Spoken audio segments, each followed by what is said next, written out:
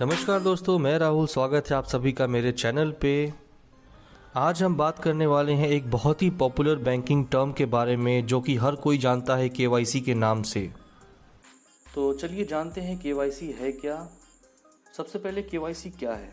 Bye full form इसे देखा जाए तो इसे कहते हैं नो योर कस्टमर, या फिर कह सकते हैं नो योर क्लाइंट, या फिर आप अगर हिंदी में जानना चाहें तो इसे कहेंगे अपने ग्राहकों को पहचाने या जाने। आजकल हर बैंक में, हर एक फाइनेंशियल इंस्टीट्यूशन में, हर एक ऑनलाइन वॉलेट ऐप में भी, यहाँ तक कि अगर आप कोई लोन लेने जाते हैं या फिर आप किसी इंश्योरेंस में इन्वेस्ट करना चाहते हैं तो केवाईसी की रिक्वायरमेंट होती है। मैं कुछ आपको एग्जांपल्स बताता हूँ। जैसे कि आप कभी किसी बैंक में जाते हैं अकाउंट ओपनिंग के लिए, तो वहाँ पे आपसे पूछा जाता है सर आप केवाईसी डॉक्यूमेंट लाए हैं क्या। या फिर आप अगर कुछ म्यूचुअल फंड में इन्वेस्ट करना चाहते हैं या फिर आप कभी कभी ऑनलाइन किसी पोर्टल के थ्रू किसी शेयर में इन्वेस्ट करना चाहते हैं तो वहाँ पे भी एक केवाईसी की डिमांड होती है। आपको लोन फाइनेंस कराना है तो केवाईसी, आपको बाइक फाइनेंस करना है तो केवाईसी, आपको इवन मोबाइल फाइनेंस कराना है तो केवाईसी। तो हम जब देखा जाए तो हर जगह पे आपको केवाईसी की रिक्वायरमेंट होती ही होती है। आजकल इतने वॉलेट्स आ गए हैं, डिजिटल वॉलेट्स आ गए हैं, आजकल इतने डिजिटल पेमेंट गेटवेज आ गए हैं, जैसे कि पेटीएम हो गया या फिर फ़ोनपे हो गया या फिर गूगल पे या फिर कई अलग ऑनलाइन पेमेंट गेटवेज बैंक आ गए हैं। तो उन सभी में भी आपको केवाईसी की रिक्वायरमेंट होती है, क्योंकि जब तक आप उसमें अपना केवाईसी आप रजिस्टर्ड नहीं करेंगे, आपकी जो ट्रांसफ़र लिमिट्स है, आपकी जो कैश की विड्रॉल लिमिट्स है या फिर आपको अमाउंट सेंड करने की लिमिट है या फिर एक्सेप्ट करने की यूनिट है, वो बहुत ही लिमिटेड रहती है। इसलिए आरबीआई ने इसे मैंडेटरी कर दिया है, चाहे वो किसी बैंक अकाउंट में हो, चाहे वो किसी इंश्योरेंस पॉलिसी में हो या फिर किसी तरीके का लोन हो, आपको केवाईसी रजिस्टर करना पड़ेगा। इसके बिना आप कोई भी प्रोसेस नहीं कर सकते हैं।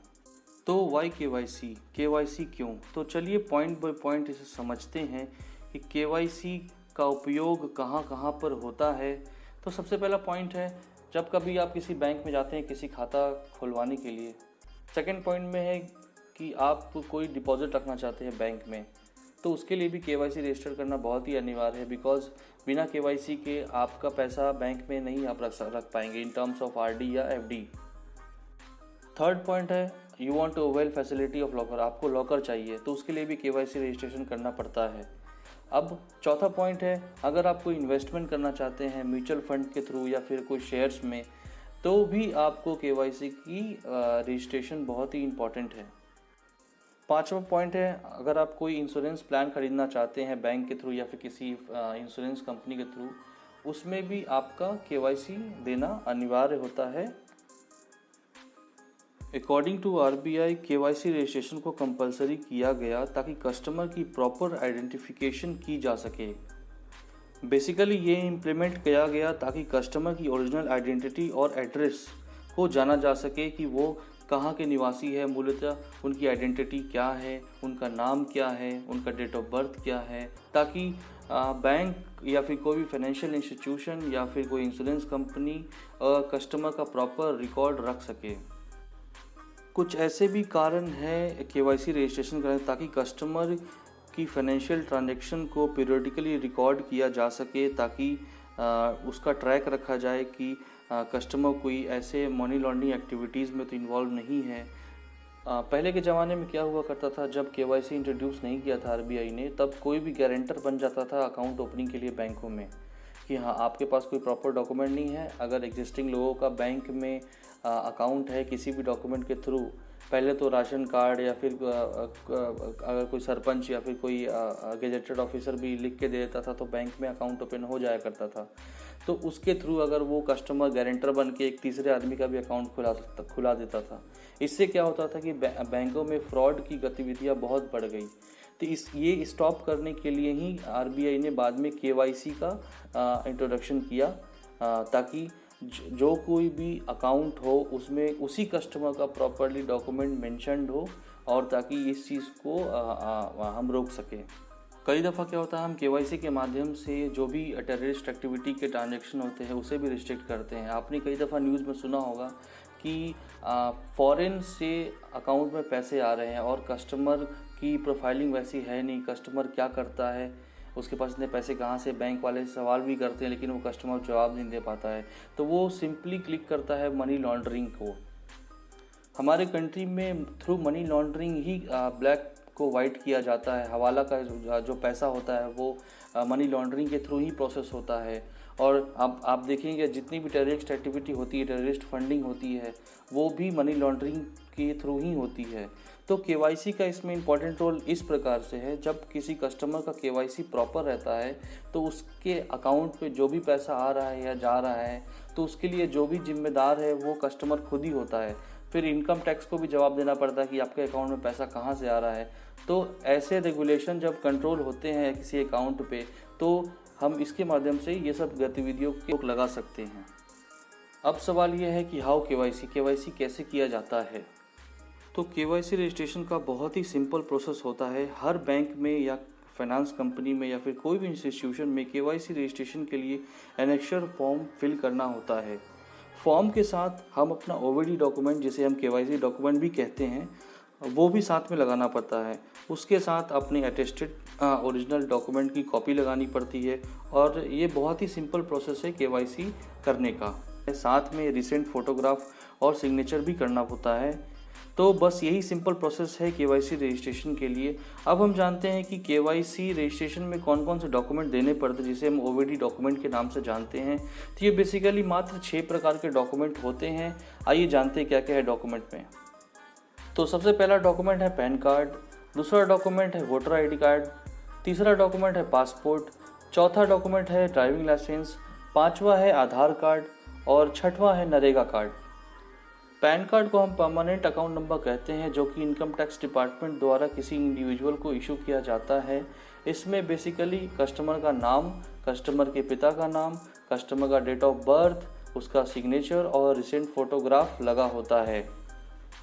दूसरा डॉक्यूमेंट है वोटर आईडी कार्ड, जिसे हम इलेक्शन कार्ड भी कहते हैं। इसमें भी सेम चीज़ें मेंशन होती है। ये इलेक्शन कमीशन ऑफ इंडिया द्वारा इशू किया जाता है। वोटर आईडी कार्ड में भी कस्टमर का नाम, कस्टमर के पिता का नाम, कस्टमर का डेट ऑफ बर्थ, उसका एड्रेस और date of issue of voter ID card mention होता है तथा जिस किसी भी कार्यालय से ये वोटर आईडी कार्ड इशू हुआ है उनका एक सिग्नेचर होता है। कस्टमर का फ़ोटो भी इसमें मेंशन होता है।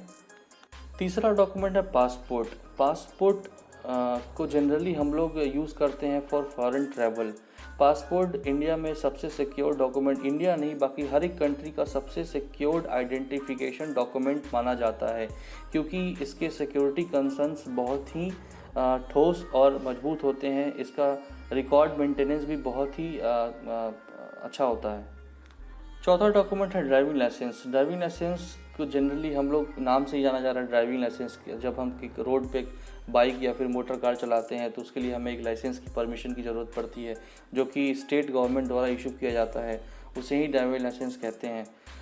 इसमें भी कस्टमर का नाम, कस्टमर के पिता का नाम, कस्टमर का एड्रेस, कस्टमर का पिन नंबर, कस्टमर का सिग्नेचर, कस्टमर का रिसेंट फ़ोटो, ये ड्राइविंग लाइसेंस कब इशू हुआ हो तथा ड्राइविंग लाइसेंस किस स्टेट द्वारा इशू किया गया है, वो सारी चीज़ें इसमें मेंशन होती है।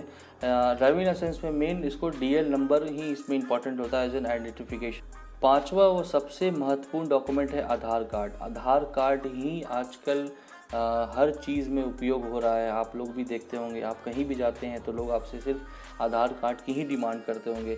ना कोई आपसे ड्राइविंग लाइसेंस मांगता होगा, ना कोई आपसे वोटर आईडी कार्ड मांगता होगा, ना कोई आपसे पासपोर्ट मांगता होगा। आप कहीं भी जाते होंगे लोग यही पूछते होंगे आधार लेके आए हो क्या। तो आधार कार्ड आज के ज़माने में सबसे इम्पॉर्टेंट ओवीडी या केवाईसी डॉक्यूमेंट है, जिसके थ्रू आप हर कहीं पे, हर किसी जगह पे आप अपना आइडेंटिफिकेशन रजिस्ट्रेशन केवाईसी के थ्रू कर सकते हैं।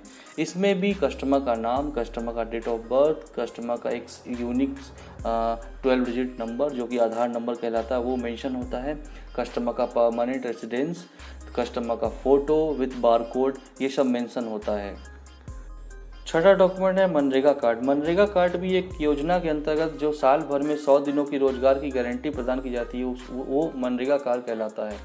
मनरेगा कार्ड एक्चुअली राष्ट्रीय ग्रामीण रोजगार गारंटी अधिनियम के तहत आर्थिक रूप से कमज़ोर परिवार जिनके पास कोई काम नहीं होता है, उन्हें 100 दिनों की जॉब देने की गारंटी प्रदान करती है। बेसिकली ये एक जॉब गारंटी कार्ड है गवर्नमेंट द्वारा इशू किया हुआ। इसमें भी सेम कस्टमर कौन से तालुके से आता है, कौन से गांव से आता है, कौन सा डिस्ट्रिक्ट से आता है, ये सब मेंशन होता है और उसी कैटेगरी के बेस पे ये कार्ड तैयार किया जाता है। तो आज हमने जाना बहुत ही बेसिक टर्म केवाईसी के बारे में, जो कि बैंकिंग में बहुत ही इंपॉर्टेंट रोल प्ले करता है। तो आज का टॉपिक यहीं पे समाप्त करते हैं। आप सभी को कैसा लगा हमें कमेंट करके ज़रूर बताएं। अगर अच्छा लगा तो लाइक, शेयर और सब्सक्राइब करें। हम ऐसे ही बेसिक्स ऑफ बैंकिंग पे ट्यूटोरियल लाते रहेंगे। तो मिलते हैं अब नेक्स्ट वीडियो में।